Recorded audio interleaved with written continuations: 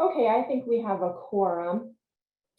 Good evening. Welcome everybody to the LaRouche PAC Monday Strategic Discussion. It is April 18th, 2022, a very momentous time in history.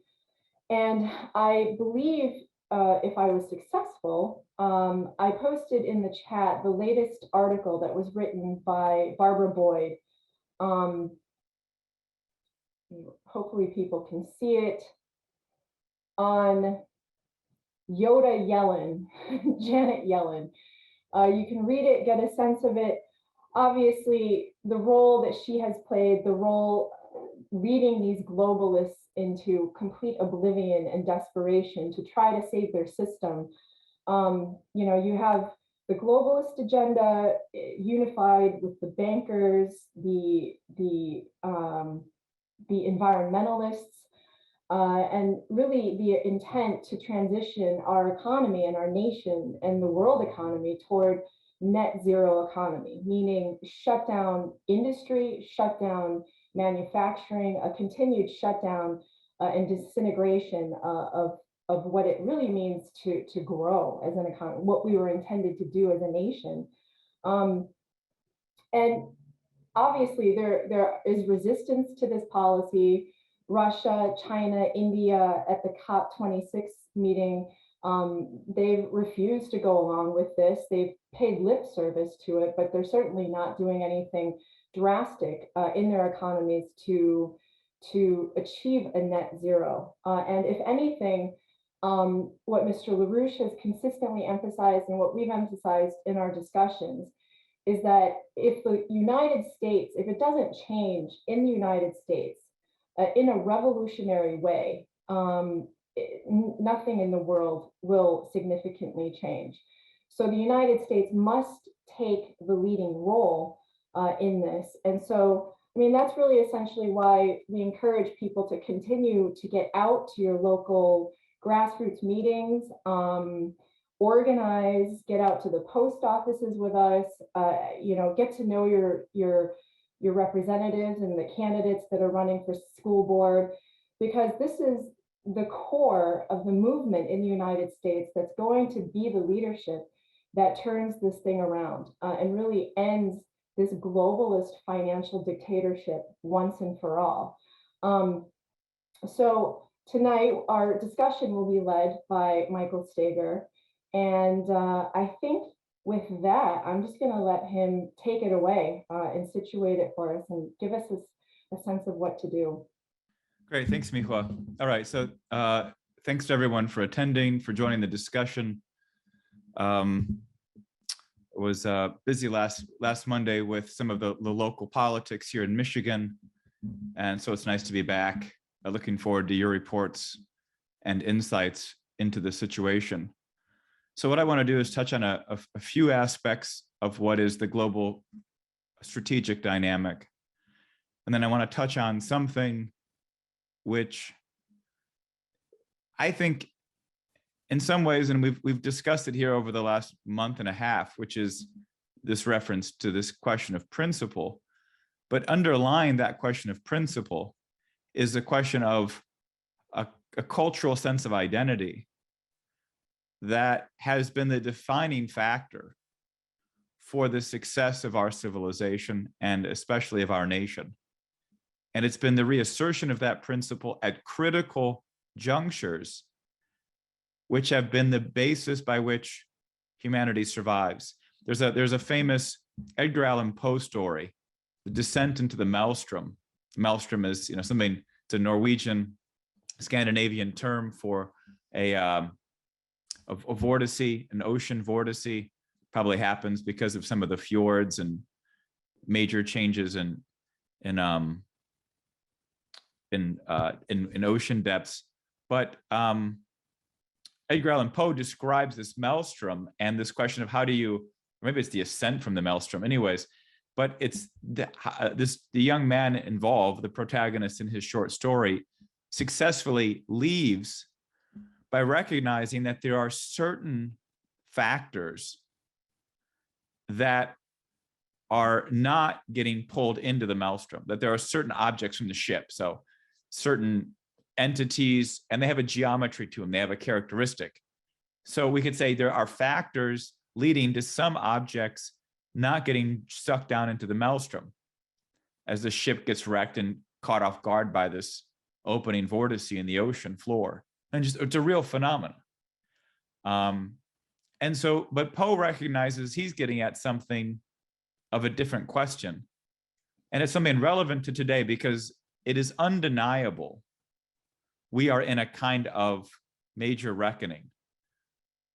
And reckoning is in some ways calling things to account.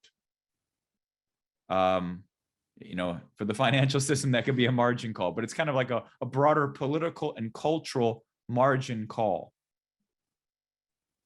Time to pay up, balance the accounts. Where do we stand? And if you're on this call, you've probably realized that we are not in good shape in many respects to our nation, its institutions, and really even our planet more generally in terms of certain things.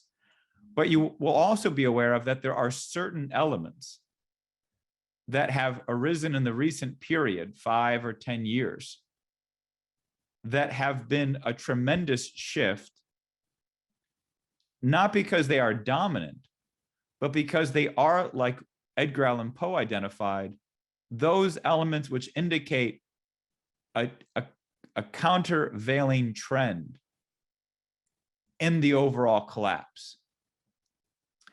You know, it's people that attach themselves to some of these characteristics. You know, people look at you know, SpaceX and Tesla electric vehicles. I'm not necessarily the biggest proponent of these, but it is very interesting that there is a return to a major manufacturing capability. And when you look at manufacturing reviews of Tesla's electric vehicles, they've fundamentally shifted into the highest level of manufacturing and production. This wasn't true 3 years ago, 4 years ago, or so on. But over the last few years, there's been a major shift in upgrading the balance.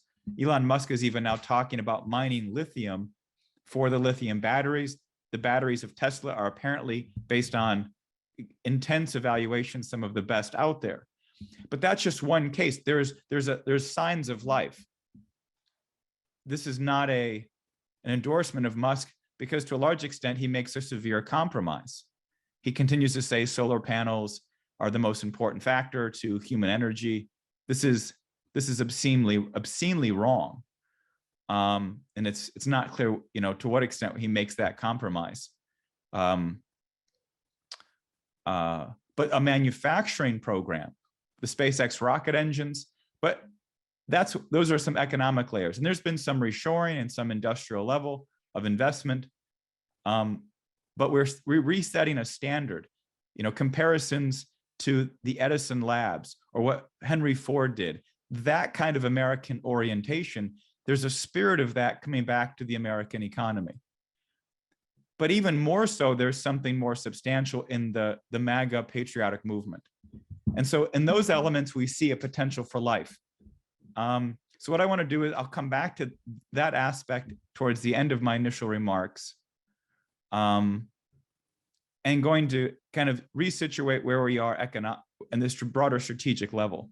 So I can't help but repeat this because it's almost just too funny. But I was breezing through some cable news, and I don't subscribe to cable news. I just find it online. And there was a federal circuit judge in Florida said that the CDC mask rules for traveling was an overreach of their powers. And so there's no one has to wear a mask right now on airplanes. And the CDC just renewed this, or the Biden administration did, for 2 weeks, end of last week. Literally, someone said on CNN, well, the whole importance of masks, because Philadelphia, where this person is from, has gone back to mask wearing. And so he's arguing the whole purpose of going back to mask wearing is to save the medical system. And you're thinking to yourself, wow, these people will literally say anything and everything to justify the severe stupidity and bankruptcy of this entire program. COVID exposed the severe problems of our entire public health, media, and even scientific institutions. If global warming hadn't done that for you, then hopefully COVID gave you a swift kick to wake you up to the same phenomena that you see from global warming. But this thing was exposed. There are major factors. The Shanghai situation is very, very bizarre in terms of why China continues to do a heavy lockdown. It's the problem there is you can't change personnel. Personnel is fixed. It's a military regime. Xi Jinping will be president for as long as he intends. They're not going to see a change in government or a change in party or change in personnel. They're not admitting perhaps that this entire heavy lockdown was the wrong response. And it was the response that gave all of this Western approach its response, where it's, so-called scientific method of lockdowns and shutdowns. So there's this element, and you have to think, the only reason COVID is really coming back, I think there are some increased cases and so on. I got a picture of my wife's aunt and uncle today. They were in Barcelona. They got stopped from coming back because they tested positive with COVID. They have no symptoms. They're getting cheap rates at the hotel, having a good time. So, it really exposed the whole joke of all of this COVID, that it was far more a political and cultural response than anything else. And you see the absurdity of it in the ongoing play of these same lines and approaches. I just situate that because we all saw or are familiar with the change in the narrative, that it went from COVID as the most important question, even into mid-February of this year, just 2 months ago, to where Ukraine was the most important question. And now Ukraine is waning. The so-called movie starring Volodomyr Zelensky and Joe Biden is now failing quickly. It's from all apparent readings, the Russians have begun their major eastern maneuver to now enclose what they call the cauldron of the majority of Ukrainian troops. And there are reports of increasing demoralizations and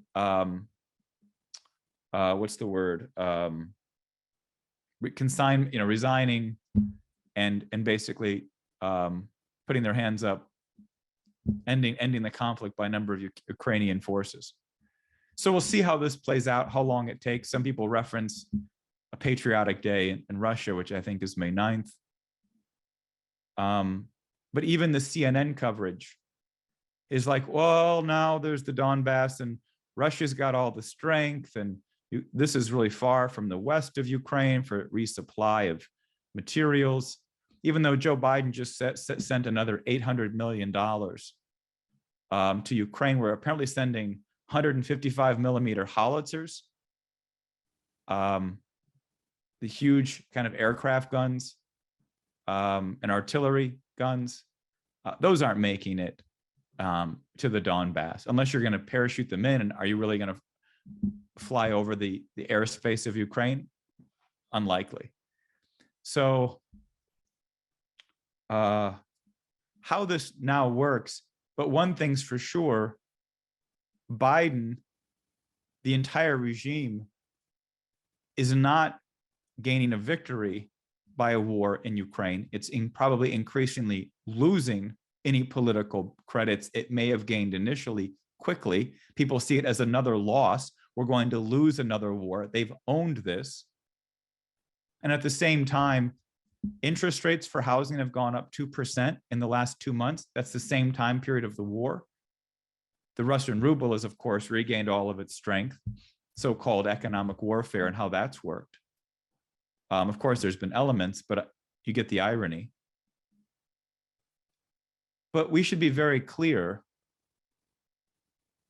We have seen and are currently and continue to see a devastation of the American population. And the people it's targeting the most are the younger people, whether it was COVID, and young adolescents, the isolation, taken out of a social dynamic,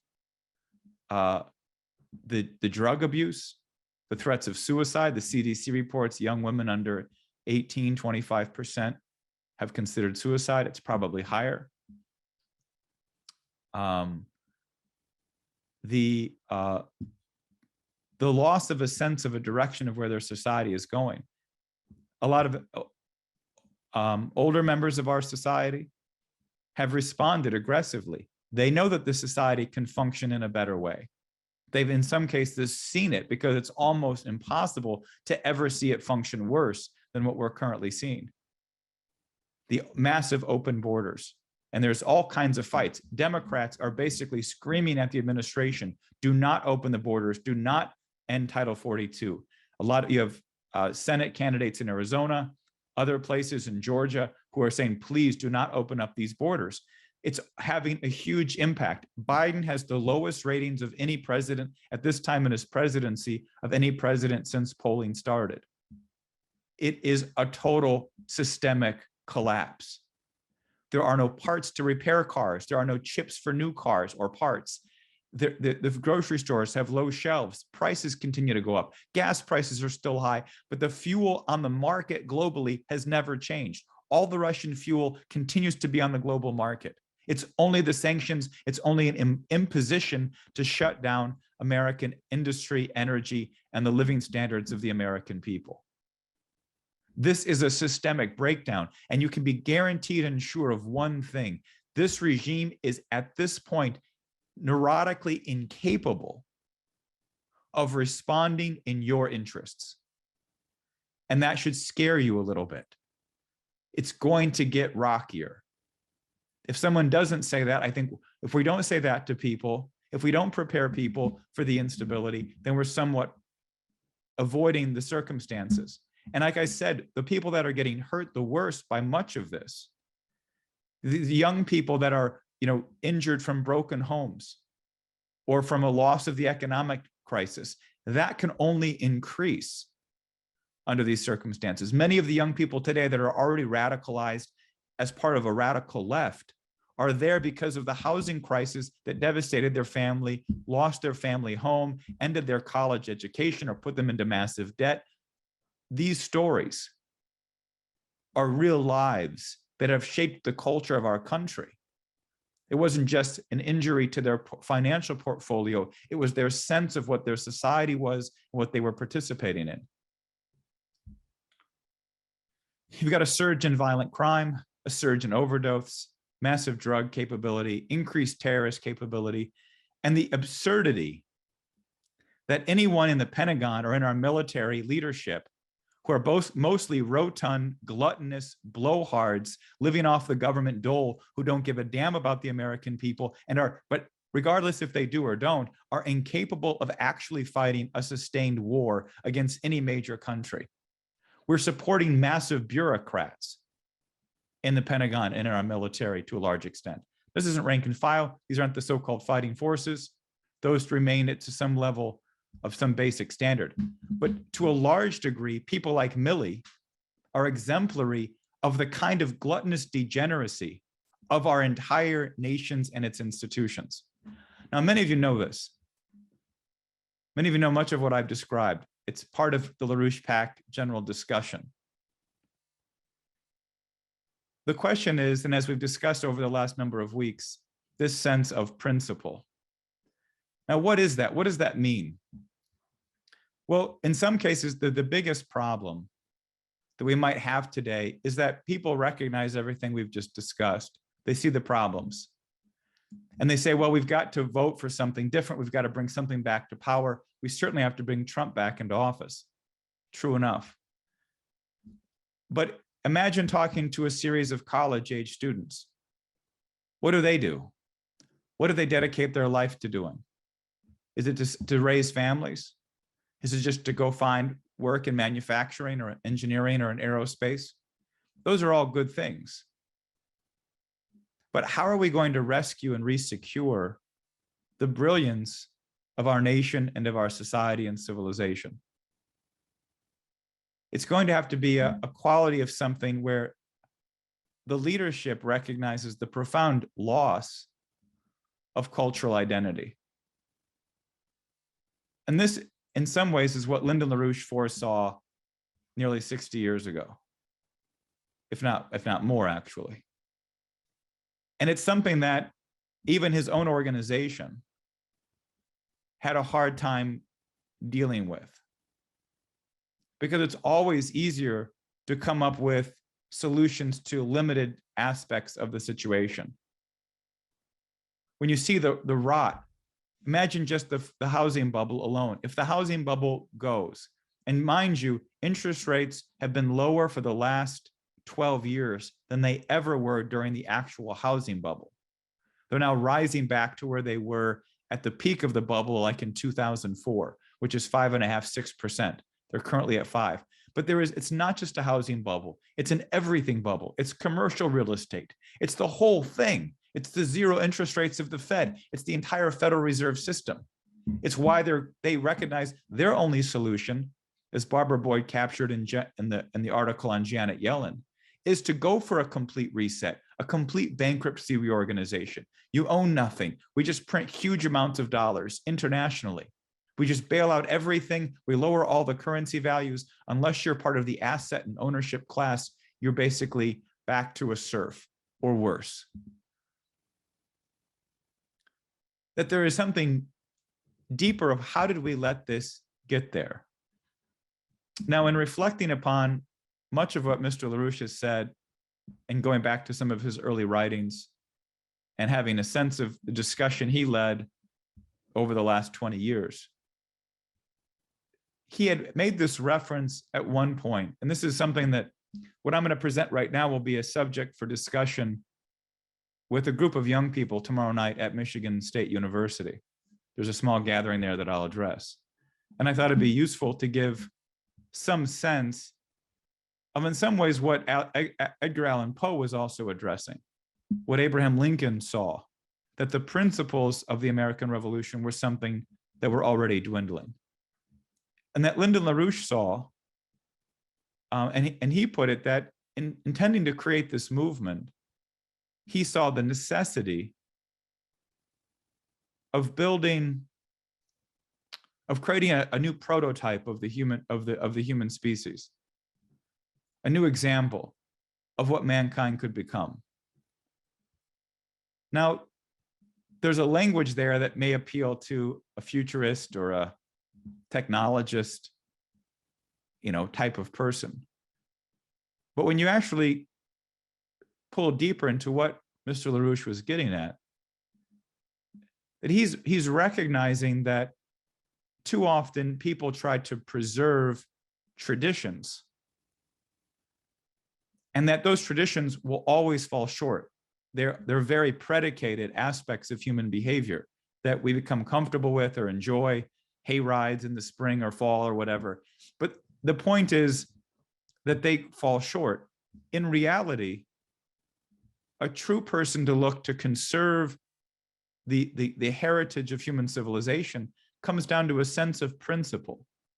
And in reality, there are very, very few of such universal principles that we've ever identified throughout the course of human civilization.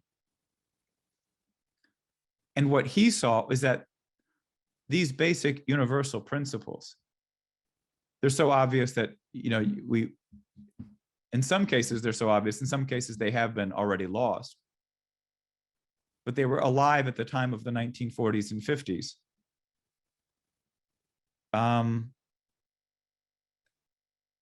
That the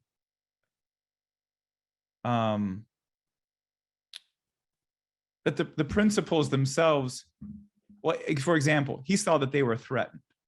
He saw that these questions were threatened. Let me give you an example. So there was a concept that you could take the new developing computer systems that were developing out of anti-aircraft artillery systems. It's very difficult to track and shoot down what was becoming, jet fighter planes.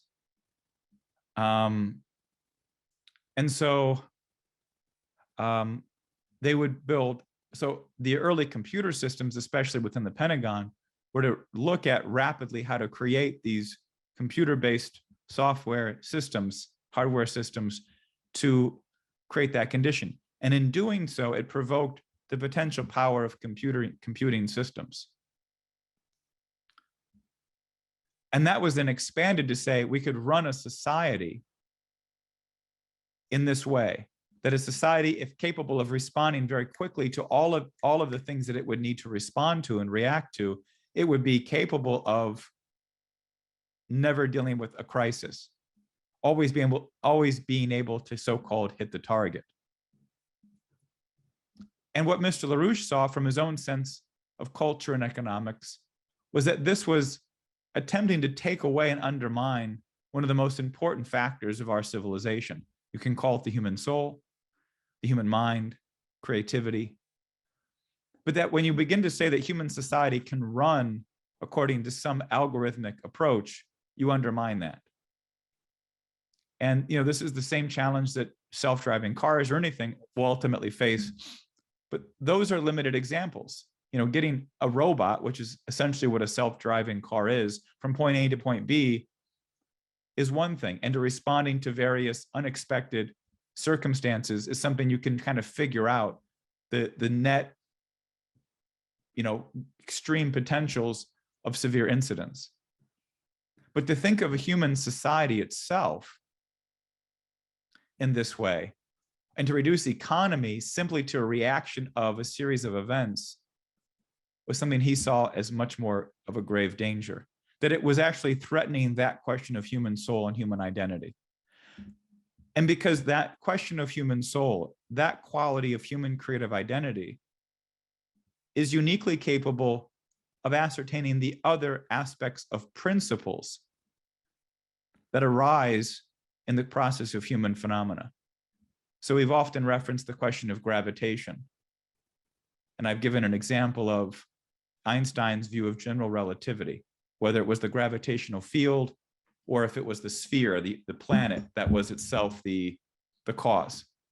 Is the planet creating the gravitational field, or is the gravitational field the actual cause for the planet? And its creation in some ways, and certainly its characteristics. And that's a worthwhile question, but it's the ability of the human mind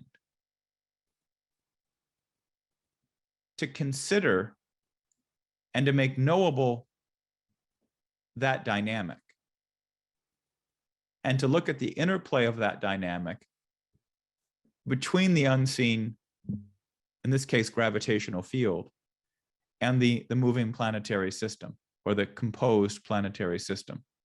It's the ability to recognize that there's an interplay between that which is an unseen force, or force is maybe but that characteristic of principle, that unseen domain of principle, and its interplay with that which is the seen characteristics of our universe. And that, as Kepler identified, that this was compositional, that it was a compositional factor that the human mind could uniquely grasp.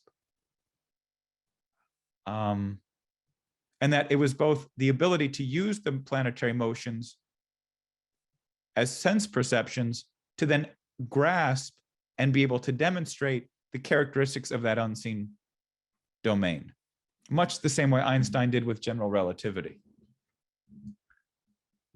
That Mr. LaRouche saw that that quality was threatened to be undermined from a society that was going to attempt to implement something of a formalist approach to human behavior. And that if those who didn't appreciate that formalist approach, the technocratic approach, as it's sometimes called, well, then you could go with the other crowd, which was the extreme self-indulgence, narcissistic state of pleasure versus pain, kind of hippie program, rage and pleasure, basically. Kind of a bestial response to this. But that the dominant threat was that. Now,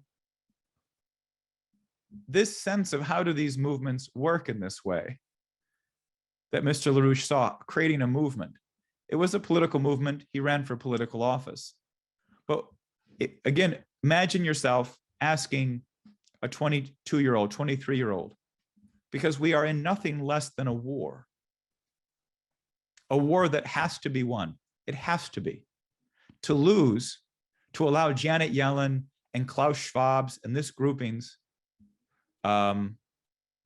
approach to be implemented on a global scale would be the near total destruction of not only the human population, but the very culture that has developed over the course of the last 2,000, or might we say even 4,000, 5,000 years. And there have been moments, and this isn't something in the early 20th century, even when things were perhaps bleak and moving into these world war perspectives, the same question of cultural destruction was perhaps not as possible. What's happened over the course of the last 50 plus years has been a cultural destruction of unknown severity, at least for the last 2,000 years.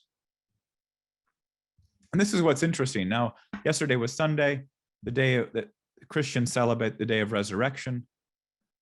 But one thing that people never really consider, at least I haven't found it considered very often, is the compositional circumstances from which that Christian intervention occurred. At the time of Christ, the time of the Christian movement, of Peter, of Paul, of John, when did this occur? Under what circumstances? Well, it's something worth considering, because it wasn't unlike a similar threat. A civilization had developed that was capable of some of the most advanced thought to such a degree that we continue today to be able to reference back to Solon of Athens, or Plato and Socrates, to Aristotle, to Thucydides, to the Library of Alexandria, to Euclid as a common reference. That's every like high school student still gets. That these questions, that civilization, but did that just emerge in, say, Athens around 600 BC? Or had something going back at least to the Egyptian pyramids, which likely take us at least to 2500 BC, 2500 to 4000 BC? Was there not a civilization development? Did not the Jewish monotheistic tradition that we know of today itself not emerge out of Egypt for whatever reasons?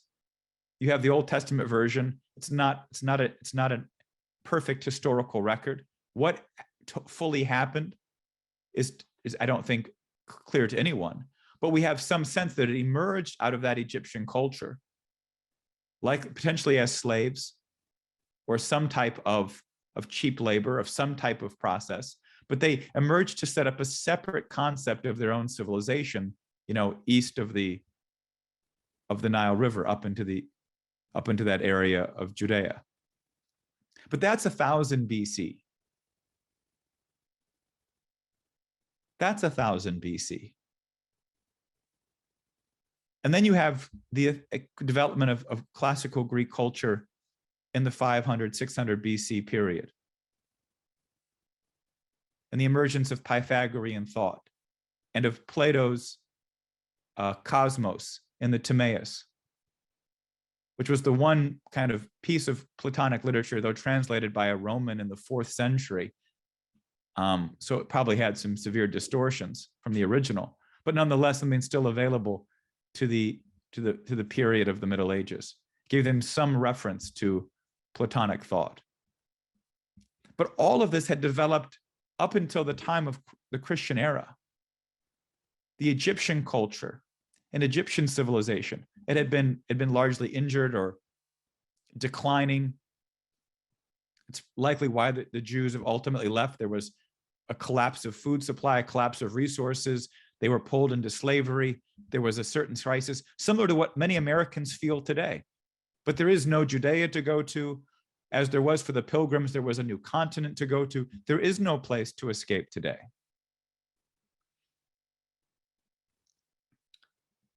And so there was a pending plot. And as Mr. LaRouche had presented at one point, there was a conspiracy.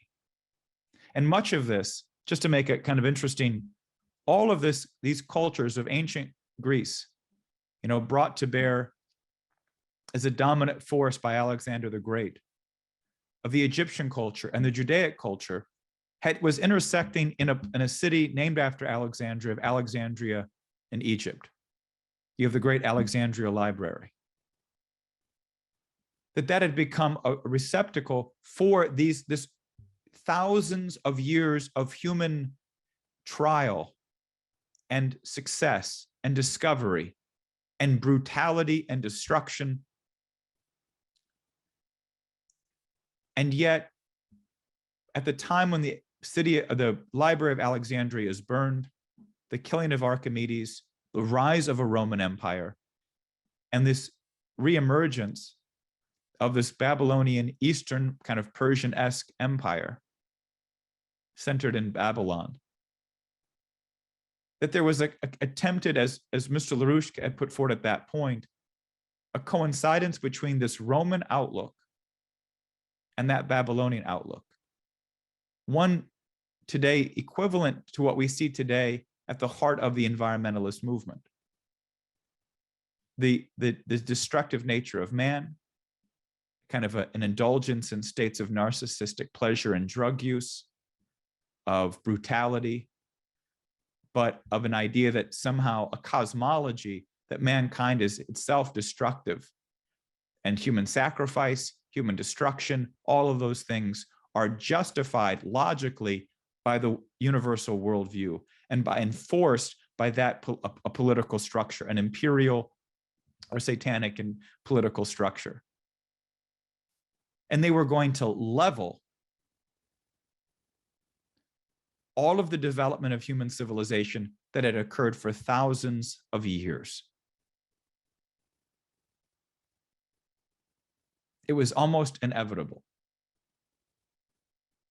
There seemed no recourse. And yet there emerged a small grouping of working class people dedicated to a higher, most profound conception of human identity, and that identity's relationship to God, to the universe, and to human society. And on that basis alone, a reemergence of civilization occurred. Now, as we've mentioned before, though that happened and it transformed the course of history, it was also quickly locked. And this is partly why Euclid was so destructive. It locked a Christian worldview, a Judeo-Christian worldview, or an Abrahamic worldview in some ways. Because without the Islamic religion, much of even these great aspects of civilization could never have been reintroduced into Europe, but eventually were.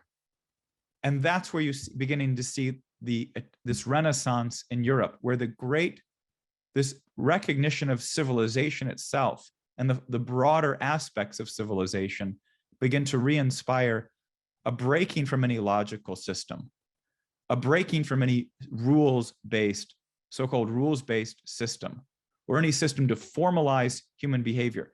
The idea of cybernetics, or of setting up a human economy based on a computer, is no different than other formal systems applied to human society. It will work if everyone does what their father does. It will work if these people control the land. It will work if principalities are broken up into small, or however structures you create. Versus an identification of a higher cultural principle. And to bring that to bear, because there are very few principles that mankind has yet to fully grasp, but it's to establish a society according to those principles where you see the capability to flourish, right? Because in some cases, human life is really straightforward. Apply those principles. Apply the basic agapic love of mankind. Establish a physical economy, right? The American system is a straightforward system. Don't get into the elaborate formal structures. Don't get into all the so-called experts, endless explanations of everything. I can tell you what happened, 0.5 billion years after the Big Bang. Give me a break. You can't tell me what the weather is a week from now. You're going to tell me what happened 12.5 billion years ago? And that's all that ever existed? There's nothing else existed prior to that, and you know that? That's just one example of the kind of absurdities that we've gotten into. But you apply the basic principles and you look to inspire that quality of human thinking to access that domain of the new discovery of principles, because it's in that domain of potential discovery where mankind flourishes. That the ultimate or intrinsic, not maybe ultimate is, let's not talk ultimate, but the intrinsic meaning of human life becomes more clear. This is how a small set of people committed at a critical point in human history regarding something that seems so simple and profound, and yet when devoted to, as if it is the fundamental question of the existence of mankind's purpose, becomes an extraordinary force in the course of our civilization. It is the very nature of our civilization. And it is without doubt that we are facing a similar satanic force of severe proportions today. And to diminish that, to reduce it simply to a political fight or an economic policy fight alone is insufficient. That said, it is this quality that has touched the kind of MAGA patriotic movement that Donald Trump inspired. It is this spirit of basic principles and the application of those which is at the core of a national banking system. And while the Federal Reserve continues to create a greater and greater formal system of so-called assets and values and gobbledygook, as Alan Greenspan was famous for doing, just kind of mumbling like some oracle at Delphi or something, to make it intentionally incomprehensible. But that instead to apply very basic questions. But to do that is not simply to intend to and take those basic steps. As Lyndon LaRouche, at least in my mind, is a living example of, and there are others, throughout really our course, our civilization has hinged upon such leadership. It's a recognition that we are, each of us, to re-inspire. People often ask, well, what can I do? Look to re-inspire this quality, however it's accessible to you. And if you do your work, expand your access to this quality of our civilization, whether it's in politics, in history, in economics, in culture, in music, in Beethoven and Bach. Create this quality and bring that to bear to the grassroots meetings, into the candidate discussions you might have. Bring to bear that they are fighting for this quality of civilization and quality of human identity. That's what we're out to do.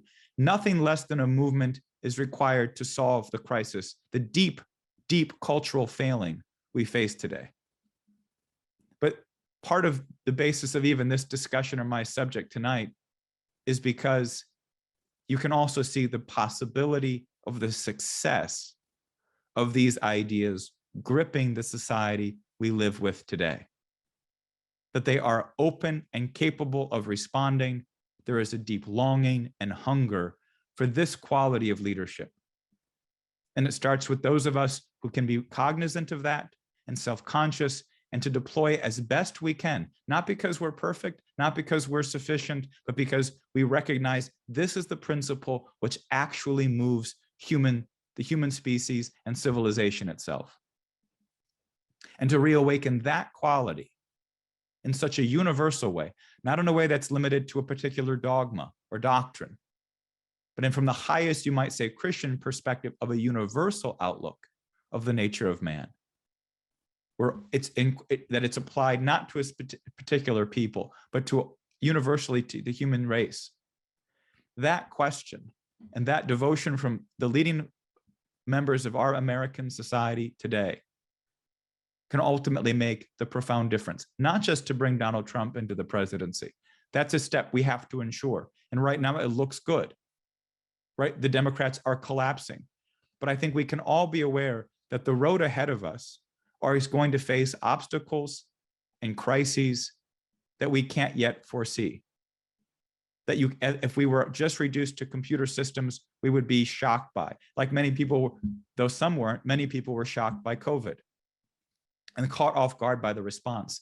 But it is our persistence according to this quality that is really the basis of reawakening the hearts and minds of our civilization, and perhaps most importantly, the hearts and minds of those young people, which will carry the great burden to build our civilization and build our society and rebuild the United States over the coming 50 years. So that's a taste of, I think, the discussion tomorrow night at Michigan State. And hopefully it's an interesting aspect for us to discuss tonight. So I'll leave it there. And I guess, Michal, we can open up for discussion.